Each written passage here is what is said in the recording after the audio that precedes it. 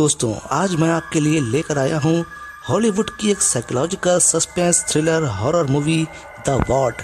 Film की कहानी बहुत ही अलग और बहुत ही इंटरेस्टिंग है, तो प्लीज़ फिल्म को एंड तक ज़रूर देखिएगा क्योंकि फिल्म का जो एंड है वो दिमाग हिला देने वाला है। तो फिल्म शुरू करते हैं, लेकिन फिल्म शुरू करने से पहले एक रिक्वेस्ट है, प्लीज़ प्लीज़ प्लीज़ हमारे वीडियो को लाइक और कमेंट ज़रूर करें। आपका एक लाइक और कमेंट आपके लिए छोटी सी चीज़ है, लेकिन वो हमारे लिए बहुत बड़ा काम करती है। फिल्म की शुरुआत होती है 1966 में, जहां नॉर्थ बेंड नाम के एक मेंटल हॉस्पिटल में एक पेशेंट जिसका नाम टैमी है वो बहुत डरी हुई दिखाई दे रही है। उसको किसी के आने की आहट सुनाई देती है और तभी हम देखते हैं कि किसी अदृश्य शक्ति ने उसका गला पकड़कर उसको मार दिया है। अगले सीन में हम देखते हैं दो पुलिस वालों को सूचना मिली है कि एक लड़की पकड़ खाने से भाग गई है। फिर एक लड़की जंगल में भागते हुए नजर आती है। इसका नाम क्रिस्टिन है। वो एक पुराने और सुनसान फार्म हाउस को आग लगा देती है। तभी वहाँ पर पुलिस वाले आ जाते हैं और उसको पकड़ लेते हैं। वो उसको उसी पागल खाने लेकर आते हैं। यहाँ उसको एक वार्ड में लाया जाता है जहाँ पर दूसरे पेशेंट्स को देखती है। नर्स उसको एक अलग रूम में लेकर जाती है जहाँ पर उससे पहले टैमी रहा करती थी। नर्स उसको वहाँ छोड़कर उसको आराम करने का बोलकर चली जाती है। वो रात में सो रही होती है, तब कोई उसका ब्लैंकेट खींचने लगता है। जब उसकी आंख खुलती है वो अपना ब्लैंकेट ढूंढती है। उसको अपना ब्लैंकेट बेड के नीचे मिलता है, लेकिन वहाँ पर उसको एक ब्रेसलेट के टूटे हुए ब्लॉक्स भी मिलते हैं जिस पर कुछ लेटर्स लिखे हुए थे। अगली सुबह थेरेपिस्ट डॉक्टर स्ट्रिंगर वहाँ आते हैं और देखते हैं कि वो ज़मीन पर सो रही थी। वो उसको अपना परिचय देते हैं और कहते हैं कि वो उसका इलाज करेंगे। तभी वहाँ पर नर्स आ जाती है। क्रिस्टिन उसको बताती है कि कल रात उसके कमरे में कोई आया था। नर्स कहती है कि रूम लॉक था और वहाँ कोई नहीं आ सकता। फिर वो उसको कुछ दवाइयाँ खाने के लिए देती है, लेकिन वो दवाइयाँ ज़मीन पर फेंक देती है और कहती है कि उसको ज़रूरत नहीं है और वो एकदम ठीक है। कुछ समय बाद जब वो बाहर आती है तब एक लड़की जिसका नाम एमिली था उससे बात करने की कोशिश करती है। उससे पूछती है कि क्या वो यहाँ हम सबको उस भूत से बचाने आई हैं, लेकिन तभी वहाँ पर दूसरी लड़की आइरिस आ जाती है और एमिली को कहती है कि क्रिस को डराओ मत। अगले सीन में क्रिस्टिन डॉक्टर स्ट्रिंगर के साथ बैठी है। वो डॉक्टर से पूछती है कि आखिर वो यहाँ पर क्यों है। डॉक्टर उससे पूछता है कि वो कल उस फार्म हाउस को जलाने क्यों गई थी। वो उससे कहता है कि उसकी हथेली पर उस जगह का एड्रेस भी लिखा हुआ था, लेकिन क्रिस्टिन को कुछ भी याद नहीं था। उस रात जब उसकी अचानक आंख खुलती है उसको अपने कमरे के बाहर कोई दिखाई देता है। अगले दिन आइरिस क्रिस्टिन के पास आती है और कहती है कि वो उसका स्केच बनाना चाहती है। क्रिस्टिन राजी हो जाती है। तभी एमिली भी वहाँ आ जाती है। तभी वो देखती है कि मिस्टर हडसन और उनकी वाइफ उन लोगों को देख रहे थे। आइरिस उसको बताती है कि स्ट्रिंगर एक बहुत अच्छा डॉक्टर है और वो जिस तरह से उन लोगों का इलाज कर रहा है ये कोई एक्सपेरिमेंटल थेरेपी है। क्रिस्टिन उन लोगों को बताती है कि कल रात वहाँ कोई आया था। उसने एक लड़की को हॉल में घूमते हुए देखा था, जिस पर आइरिस कहती है कि ऐसा नहीं हो सकता। फिर रात में सारा म्यूजिक प्ले करती है और फिर डांस करने लगती है। आइरिस, एमिली और जोई भी उसको ज्वाइन करती हैं। क्रिस्टिन भी इंजॉय करने लगती है, लेकिन तभी अचानक बिजली चमकने लगती है और फिर अंधेरा छा जाता है। तब हमको वहाँ पर एक साया दिखता है। वो सब लोग बहुत डर जाते हैं, लेकिन थोड़ी ही देर में लाइट आ जाती है। अगले सीन में हम देखते हैं कि वो सब साथ में नहा रही हैं। फिर एक एक करके वो लोग वहाँ से जाने लगती हैं और आखिर में क्रिस्टिन अकेले वहाँ बचती है। फिर अचानक वहाँ पर वही साया आ जाता है और क्रिस्टिन पर अटैक करता है। उसकी चीखने की आवाज़ सुनकर नर्स वहाँ पर आ जाती है। उसके पूछने पर क्रिस्टिन उसको बताती है कि वहाँ पर कोई था और वो कोई इंसान तो बिल्कुल नहीं था। लेकिन नर्स को उसकी बातों पर यकीन नहीं होता है। वो उसको शांत करने के लिए इंजेक्शन देती है। फिर जब उसको होश आता है वो खुद को एक ऑपरेशन थिएटर में पाती है। डॉक्टर स्ट्रिंगर उसको कहता है कि जैसा उसको उम्मीद थी दवाइयाँ उतना अच्छा काम नहीं कर पा रही हैं, इसलिए वो उसको इलेक्ट्रिक शॉक देता है। इसके बाद रॉय, जो कि एक पुरुष नर्स था, और उसके साथी उसको उसके रूम में ले आते हैं। अगले दिन सारी लड़कियां डॉक्टर स्ट्रिंगर के साथ हैं। वो उनसे कहता है उनके दिमाग में जो भी है वो उससे कहें। तब एमिली उससे कहती है कि वो टैमी को लेकर गया था, उसके बाद वो कभी वापस क्यों नहीं आई। क्रिस्टियन पूछती है कि टैमी कौन है। तब आयरिस उसको बताती है कि वो आखिरी लड़की थी जो कि यहाँ से गई थी। तभी डॉक्टर उनकी बात को काट देता है और पूछता है कि कल बाथरूम में क्या हुआ था। सारा कहती है कि उसने कुछ नहीं देखा था, लेकिन एमिली कहती है कि उसको क्रिस्टियन की बातों पर यकीन है। फिर बाद में आयरिस उन सबको बताती है कि उसको अस्पताल से छुट्टी मिल गई है और वो यहाँ से जा रही है। एमिली ने उससे पूछा क्या डॉक्टर स्ट्रिंगर ने उससे ऐसा कहा है। तब उसने कहा कि साफ साफ तो नहीं कहा। फिर वो वहाँ से डॉक्टर के पास अपने सेशन के लिए जाती है। यहाँ पर डॉक्टर स्ट्रिंगर उसको कुछ स्केचेस दिखाते हैं जो कि आयरिस ने बनाए थे, जिसमें एक स्केच उसी भुतहा औरत का भी था। वो उसको बताती है कि ये एक पुराना बनाया हुआ स्केच है। डॉक्टर उसको कहता है कि उसकी हालत में अच्छा सुधार हो रहा है और अब आज वो देखेगा कि उसमें असल में कितना सुधार हुआ है। फिर वो उसको सम्मोहित करता है। वो उसको उस मशीन पर फोकस करने के लिए कहता है। धीरे धीरे वो सम्मोहित होने लगती है। वो उससे कहता है कि अपनी आंखें बंद करो और अपने घर पर फोकस करो। कल्पना करो कि तुम्हारे माता पिता तुम्हारा इंतजार कर रहे हैं। अब आयरिस बोलती है कि वह लोग एक सफ़ेद रंग के छोटे से मकान में रहते हैं। डॉक्टर उससे कहता है कि ये 3 सितंबर 1958 की रात है और तुम अपने बेडरूम में सो रही हो। अगले सीन में एक मेल नर्स आयरिस को लेने आता है। डॉक्टर उससे कहता है कि वो उसके ऑफिस में सो रही है, लेकिन वो वहाँ से गायब थी। अब हम देखते हैं कि आयरिस को होश आया है, लेकिन वो खुद को एक व्हील चेयर पर बंधा हुआ पाती है। उसको वही खौफनाक औरत ऑपरेशन थिएटर में लेकर आती है। आयरिस उस आत्मा से उसको छोड़ने के लिए कहती है और उससे माफ़ी मांगती है, लेकिन वो आत्मा उसकी आंख में एक औजार घुसाकर बेदर्दी से उसका कत्ल कर देती है। रात को क्रिस्टिन नर्स से आयरिस के बारे में पूछती है, लेकिन वो जवाब नहीं देती और उसको सोने के लिए भेज देती है। अगले दिन क्रिस्टिन बाकी सब लड़कियों से आयरिस के बारे में पूछती है। तब वो कहती हैं कि शायद वो सच में अपने घर चली गई हो, लेकिन उसको शक होता है और वो आयरिस के रूम में जाकर चेक करती है, जहां पर उसको आयरिस की स्केच बुक मिलती है। मतलब साफ था कि आयरिस घर नहीं गई थी। क्रिस्टिन जाकर नर्स से पूछती है कि अगर वो घर चली गई है तो अपनी स्केच बुक लेकर क्यों नहीं गई, लेकिन नर्स उसे कुछ नहीं बताती। क्रिस्टिन वो स्केच बुक देखती है तो उसमें उसको एक लड़की एलिस और उस भयानक औरत का स्केच भी मिलता है और उस स्केच पर एलिस लिखा हुआ था, यानी वो आत्मा एलिस की थी। तभी उसको उस टूटे हुए ब्रेसलेट का ख्याल आता है। जब वो उसको सही क्रम में रखती है तब उसको एलिस लिखा हुआ दिखता है, यानी कि वो ब्रेसलेट एलिस का ही था। वो सीधा डॉक्टर के पास जाती है और पूछती है कि क्या उसने कभी एलिस नाम की लड़की का इलाज किया था। उल्टा डॉक्टर उससे सवाल करता है कि तुमने ये नाम कहाँ से सुना।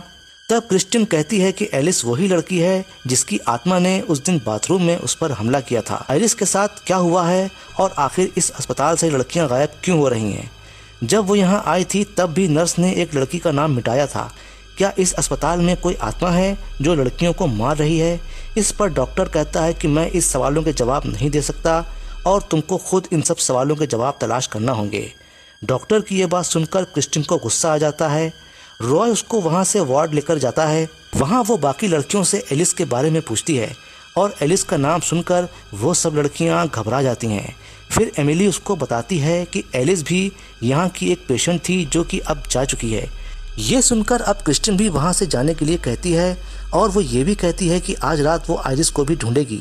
तुम लोग को भी मेरे साथ चलना चाहिए, लेकिन जोए कहती है कि तुम नहीं जा पाओगी। फिर उसी रात क्रिस्टिन और एमिली एरिस को ढूंढने और वहां से भागने की कोशिश करती हैं। वे बजते बजाते अस्पताल के एक दूसरी तरफ मुर्दा घर में आती हैं, लेकिन तभी उनको किसी के आने की आहट मिलती है और वे दोनों अलग अलग छुप जाती हैं। कुछ देर बाद जब क्रिस्टिन बाहर निकलती है तो एमिली वहां पर नहीं होती।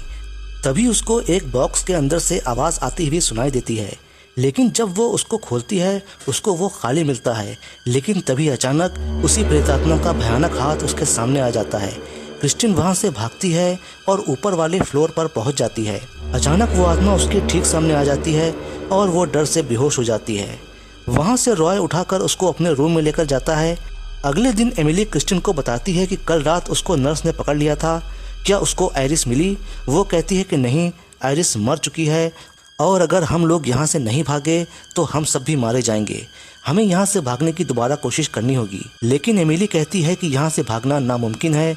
दूसरी तरफ सारा रॉय से फ्लर्ट करने की कोशिश करती है, लेकिन वो एक सख्त लौंडा था और वो सारा में कोई दिलचस्पी नहीं दिखाता, जिससे सारा को गुस्सा आ जाता है और वो अपना फ्रस्ट्रेशन जाकर एमिली और जोए पर निकालती है। एमिली टीवी का वॉल्यूम बढ़ा देती है जिससे उसकी बकबक सुनाई ना पड़े। सारा गुस्से से वहाँ से चली जाती है, लेकिन तभी वही प्रेतात्मा उसके सामने आ जाती है। वो चिल्लाते हुए किचन की तरफ भागती है, लेकिन टीवी का वॉल्यूम ज़्यादा होने की वजह से कोई भी उसकी आवाज़ नहीं सुन पाता। एलिस उसको ऑपरेशन थिएटर ले जाती है। सारा कहती है कि मुझे छोड़ दो, वो मेरा आइडिया नहीं था, मुझसे वो सब करवाया गया था। लेकिन एलिस उसको बहुत हाई बिजली का करंट देकर मार डालती है। क्रिस्टिन सारा के रूम में जाकर देखती है, वहाँ पर उसको सारा का सामान पैक मिलता है। एमिली कहती है कि सारा को शायद एलिस ले गई है और वो हमें भी ले जाएगी। उसकी बात सुनकर जोए डर जाती है और रोने लगती है। क्रिस्टिन देखती है कि जोए के खिलौने पर एलिस लिखा हुआ था, मतलब ये टॉय एलिस का ही था। जोए रोते रोते कहती है कि इन सब ने एलिस के साथ कुछ किया था। तब क्रिस्टिन एमिली से पूछती है कि तुम लोगों ने एलिस के साथ क्या किया था, लेकिन एमिली के बजाय जोए बताती है कि एलिस बहुत बुरी थी और सबको परेशान करती थी, इसलिए सबने टैमी के कहने पर उसको टैमी के ही रूम में मार डाला था। तब से उसकी आत्मा यहीं पर थी और बदला लेने के लिए एक एक को मार रही थी। ये सुनकर क्रिस्टिन कहती है कि फिर वो मेरे पीछे क्यों पड़ी है, मैंने तो उसके साथ कुछ भी नहीं किया था। वो जोए से कहती है कि हमें जल्दी यहाँ से बाहर निकलना होगा। वो लोग एमिली को लेने जाते हैं, जहाँ एमिली एलिस के डर से अपनी कलाई काटने ही वाली थी। क्रिस्टिन उसे ऐसा करने से रोकती है, लेकिन तभी एलिस की आत्मा उसका हाथ पकड़कर उसका गला कटवा देती है। उसकी वहीं पर मौत हो जाती है। ये सब देखकर जोए बहुत डर जाती है और रोते हुए क्रिस्टिन से कहती है, मुझे बचा लो, मैं मरना नहीं चाहती। फिर वह लोग एक नाटक करते हैं जिसमें क्रिस्टिन जोए के गले पर छुरी रखकर नर्स को दरवाज़ा खोलने के लिए कहती है, लेकिन लिफ्ट के अंदर जाने पर रॉय उन्हें पकड़ लेता है। तभी वहाँ डॉक्टर भी आ जाता है और नर्स उसको शांत करने के लिए इंजेक्शन लगा देती है। फिर वो लोग उसको रूम में लॉक कर देते हैं। जोए वहाँ बैठी ये सब देख रही थी। बाद में क्रिस्टिन बेड के स्प्रिंग की मदद से जैकेट फाड़कर अपना हाथ आज़ाद कर लेती है और फिर वो अपने मुंह में उंगली डालकर वॉमिट करती है, जिससे सारी दवाइयाँ बाहर निकल जाएं। फिर वो दरवाजे के पीछे छिप जाती है। आवाज़ें सुनकर नर्स वहाँ चेक करने आती है। तभी क्रिस्टिन उस पर हमला करके वहाँ से भाग जाती है। फिर बाहर कॉरिडोर में रॉय पर भी अटैक कर उसको भी बेहोश कर देती है। फिर वो और जोए वहाँ से निकल जाती हैं। रॉय पीछे से उनको रोकने की कोशिश करता है, लेकिन तब तक क्रिस्टिन बाहर से दरवाज़ा लॉक कर देती है। बाकी स्टाफ भी उनके पीछे था, लेकिन वो लोग किसी प्रकार बचकर वहाँ से निकलकर बेसमेंट में पहुँच जाती हैं। वहाँ पर एक छोटे से ऑफिस केबिन में लिफ्ट के द्वारा वो जोए को ऊपर भेजती है और ख़ुद लिफ्ट के वापस आने का इंतज़ार करती है, मगर उस लिफ्ट के अंदर एलिस की आत्मा भी थी। वो जोए को मार डालती है। मेल नर्स क्रिस्टिन को पकड़ने ही वाला था कि वो लिफ्ट में बैठ जाती है। लिफ्ट उसको ऊपर एक रूम में लेकर आती है, जहाँ पर उसको ज़मीन पर खून पड़ा हुआ दिखता है। तभी अचानक एलिस उसके सामने आकर उस पर हमला कर देती है। क्रिस्टिन वहाँ से बचकर भागना चाहती है, लेकिन जा नहीं पाती और फिर उन दोनों में काफ़ी फाइट होती है। आखिरकार क्रिस्टिन एक कुल्हाड़ी से एलिस पर वार करती है और एलिस गिर जाती है। क्रिस्टिन वहाँ से डॉक्टर के रूम में जाती है, जहाँ पर सब कुछ बिखरा पड़ा था। तभी उसको एलिस हडसन की फाइल मिलती है, जिसमें बाकी लड़कियों के नाम भी लिखे हुए थे। थोड़ी ही देर में वहाँ पर डॉक्टर भी आ जाता है और फिर क्रिस्टिन उसके गले पर टूटा हुआ कांच रखकर उसे सब कुछ सच सच बताने के लिए कहती है। और दोस्तों, अब यहाँ पर बहुत बड़ा खुलासा होता है जब डॉक्टर कहता है कि एलिस असल में और कोई नहीं बल्कि ये तुम्हारा ही नाम है। ये सुनकर क्रिस्टिन शॉक्ड हो जाती है। तब डॉक्टर उसको एक आर्टिकल दिखाते हुए कहता है कि तुम्हें 3 सितंबर 1958 की रात को तुम्हारे घर से किडनैप कर लिया गया। तुम्हें 2 महीने तक एक फार्म हाउस के बेसमेंट में बंदी बनाकर रखा गया था। ये वही फार्म हाउस था जिसमें तुमने आग लगाई थी। जब तुम किडनैप हुई उस वक्त तुम्हारी उम्र 11 साल थी। इतने दिन तक तुम्हें जिस तरह से भूखा प्यासा रखा गया वो तुम्हारे लिए बहुत ही सदमा देने वाला था, और इससे बचने के लिए तुम्हारे पास खुद को भ्रम में रखने का ही रास्ता था। उस सदमे से निकलने के लिए तुम्हें मल्टीपल पर्सनालिटी डिसऑर्डर नाम की बीमारी हो गई। उन अलग अलग पर्सनालिटी ने तुम्हें उस सदमे से निकलने में मदद तो दी, लेकिन वो पर्सनालिटीज़ तुम्हारी असली पहचान पर बहुत हावी हो गईं। इतनी हावी हो गईं कि तुम अपनी असली पहचान ही भूल गईं। इतने सालों के इलाज के बाद हम तुम्हारी सब पर्सनालिटी को अलग अलग करके एक्सपेरिमेंट के थ्रू ख़त्म कर रहे थे, लेकिन तभी तुम्हारे अंदर एक नई पर्सनालिटी क्रिस्टिन आ गई। क्रिस्टिन डॉक्टर की बातों पर विश्वास नहीं करती। तब डॉक्टर उसे हिप्नोटाइज करके सब बातें याद करने के लिए कहता है। तभी एलिस की आत्मा वहां आकर उस पर हमला कर देती है और फिर उसे खिड़की से लेकर नीचे कूद जाती है और हमको वो दोनों जमीन पर गिरे हुए दिखते हैं। अगले सीन में डॉक्टर एलिस के पेरेंट्स को बताता है कि उसको जिंदगी भर इलाज की ज़रूरत पड़ेगी, लेकिन अब वो खुद को नुकसान नहीं पहुंचाएगी क्योंकि अब वो अपनी असली पर्सनैलिटी में वापस आ चुकी है। उसके बाद वो सब उससे मिलने जाते हैं, तब वो उन सबको पहचान लेती है। तभी रॉय उसको सामान लाकर देता है जिसमें वो सब सामान होता है जो कि हमको हॉस्पिटल की बाकी लड़कियों के पास दिखता था, जो कि असल में एलिस का ही अलग अलग रूप थी। एलिस कहती है कि उसको सब याद है, वो फार्म हाउस और अपनी सब पर्सनैलिटीज एमिली, एरिस, सारा और जोए। डॉक्टर कहता है कि तुम ये सब भूल जाओ और फिर वो कहता है कि तुम 2-3 दिन में अपने घर जा सकती हो। उनके जाने के बाद एलिस अपने स्केच बुक देखती है जिसमें सबके स्केचेस थे। अगले सीन में जब वो अपना सामान पैक कर रही थी, वो एक कैबिनेट ओपन करती है और उसके अंदर से क्रिस्टियन उस पर अटैक करती है और फिल्म यहीं पर समाप्त हो जाती है। दोस्तों, फिल्म आपको कैसी लगी हमें कमेंट करके बताएं। मिलते हैं किसी अगले वीडियो में, तब तक के लिए goodbye, thanks for watching.